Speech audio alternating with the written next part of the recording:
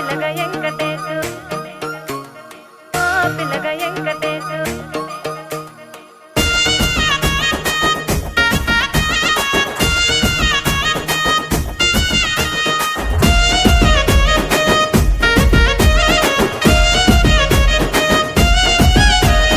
సిద్ధిరాల మనసు నాది చిన్నగా పోతుంటావో చూడక పోతుంటావో ఇంట్లో చిన్నదాన్ని నేను సిద్ధిరాల